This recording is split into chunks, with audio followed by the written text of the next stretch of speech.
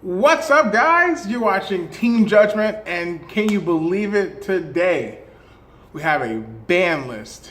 Finally, Monday afternoon, right after events, people got time to plan, so it's a pretty good time to drop a new ban list. So, right off the bat, you can see we have Dynamite Knight, the true Draco fighter, banned. It's no masterpiece by any stretch of the imagination, but I think it's really a pretty smart hit to knock off Dracos immediately. You can still use the deck, you can still play the engine. It's just very crippled without Dynamite Knight because the triggering during the opponent's turn to add a trap to hand or place at the field is kind of busted if you think about it, because the traps allow you to tribute during the opponent's turn and pop something. So without that search ability, you probably won't see Dynamite Knight come out as often. Also, people didn't really play three masterpiece in their deck anyway, so kind of a semi-limit or a limit would kind of not really that good. I mean, I guess one masterpiece outed is better than there being a potential 2 or 3 left in the deck. So, but yeah, Dynamite Knight's hit. I'm not complaining. So, moving on, we've got Grand Soil, Elemental Lord here. He's hit. The whole firewall loop thing. Not much more to say about that. Next we have Fossa, True King of the Disaster. I've been low-key wanting this card to be gone because the fact of the matter is he just nets so much additional advantage to dinos than they already have. So if you think about it, let's see. We've got 3 Baby Ceratosaurus, 3 Petite Pterodon, Oviraptor to search them all out. Pop any 2 of them, which are not hard with returns, I believe, and they do not miss timing. So you're netting 2 free summons, banishing 3 from your opponent's extra deck, and a body that is diagram boosted to 2800. Bruh, that's a lot to do with one card, and I feel like that netted a bunch of additional advantage than they even needed. So, moving on, we still have El Shaddai Construct still banned, RIP. But we have our first synchro banned in a long time. Danglong, first of the Yang Zings. Danglong is, again, more additional free advantage for dinos. We don't really need that. So they just have a very high ceiling because they can just do so much with worm monsters. And it's pretty absurd. Danglong is also a tuner, and he can manipulate levels and sink and sense the grave and doesn't have to be destroyed to get his effect, and it's very impressive. Next we have Dagusto Emerald. This card is kind of, I feel like this could have been hit a long time ago. This is just, I guess, furthering the non-existence of Zodiac by hitting this card. I mean, other decks still use it as well, but the Emerald, it seems kind of late, but whatevs. I feel like killing the Zodiacs here could have left him alone, I feel, but what do I know? I don't play. I'm not a CEO of Konami. And speaking of Zodiacs, we have Broad Bull and Trident gone completely gone. Spoiler alert, no barrage hit. So there is a small possibility that the deck's definitely dead. But there's a small possibility that the engine can still be splashed into other decks because the barrage does pop cards and trigger effects, sort of like a diagram. So it's kind of understandable, and it can be sort of a meta deck. Not a meta deck, but a splashable engine for rogue decks to use to pop off. So I'm okay with Barrage being at 3 as long as Dryden and Brawl Bull are gone, because you can still do the Mrs. Radiant combo with Barrage at 3. So that's pretty cool.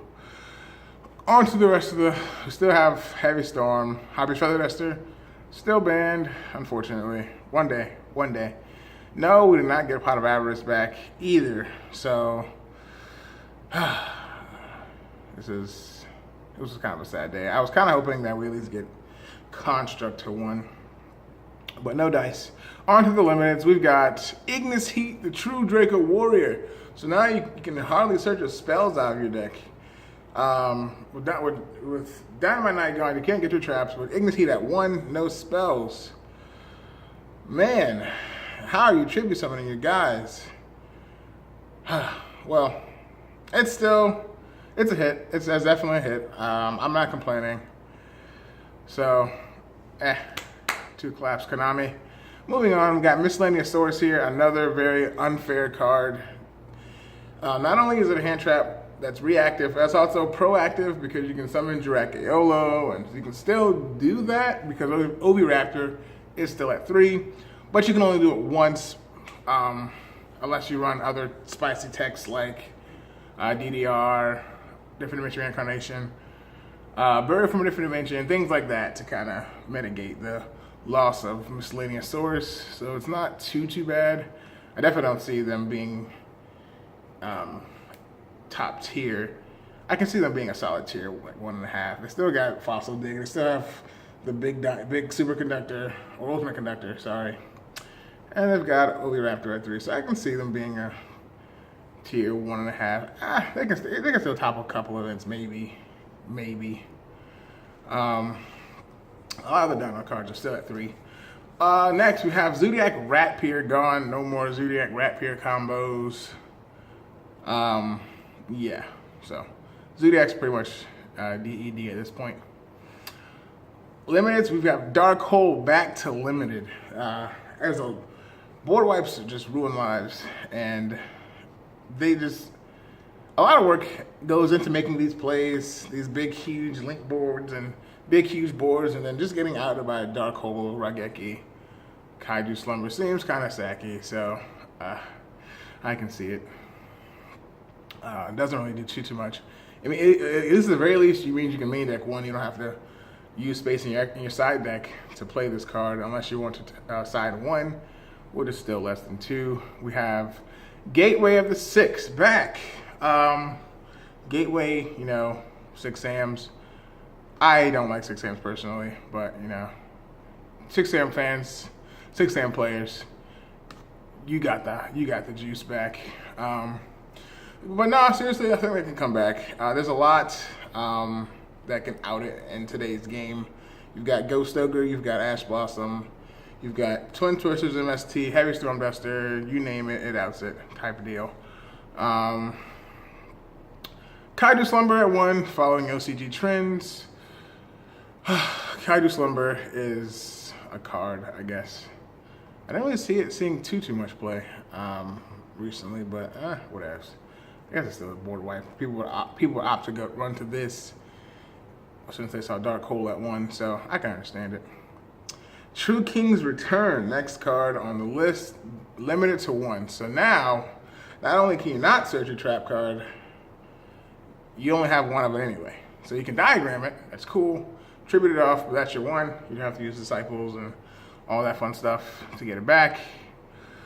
So you still got a little bit of playability as an engine. Not a full deck anymore, I don't say, but as an engine, you got a little bit to work with. This is a huge, semi-limits are no longer on the list.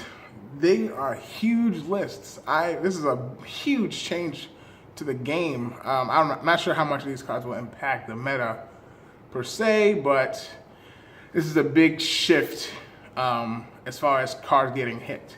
So as you can see, we've got BLS at 2, cool.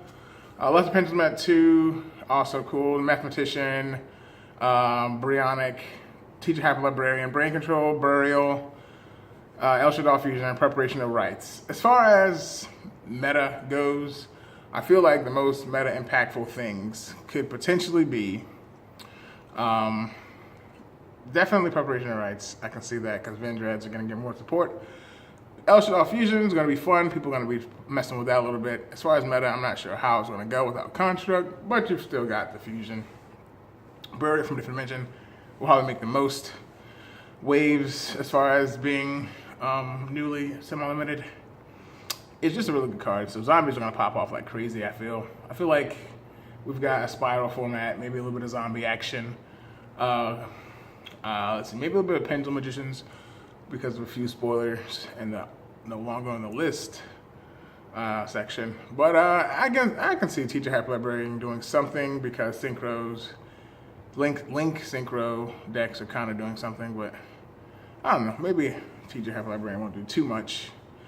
And no longer on the list, we got Debris Dragon, Honest, Rescue Cat, Rescue Rabbit, Summoner Monk, which is Black Forest, Charger Light Brigade, Dragon Ravine, and Wavering Eyes. So let's see, Charge. So starting with Debris Dragon. Debris Dragon doesn't matter. Honest doesn't really matter. Rescue Cat, it's a good card. So it makes your rescue emergency thing more alive. You can search your Rescue Cat, you can search your Rescue Rabbit. Macro Rabbit or Dino Rabbits could see a little bit of like fun play. Because we got plenty of traps to splash into that kind of deck. We'd have to see, like I can see them just running Gofu. Play Gofu or play Instant Fusion or something like that to make a Link monster. And then activating Emergency Emerging Rescue. Get your Rescue Rabbit to your hand. Make your Logia or Dolka set your back row. Get Kaiju'd. Like, it's gonna be definitely gonna be a fun deck. I definitely want to play it as a one of the fun decks for a local tournament, but I'm not saying too much you can do.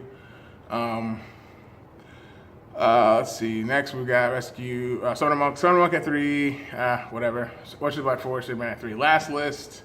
Charge is great because Lightsworn, Twilight Sworn support is coming. So yay, Charge. I need to get a third one now. I had a bunch of them. I got rid of some. But Dragon Ravine's good because of Circuit Break, and we got a cool card, and Dragunity support and other standard Dragon support. Having it at 3 is really good. And the most controversial thing of all, I feel like, is Wavering Eyes at 3, straight from 0 to 3. Pendulums, yes, have been crippled, but Pendulum Magicians are still alive and thriving. So I'm not, I'm thinking I'm definitely gonna play this deck, and I can see it being tier 1, 1.5.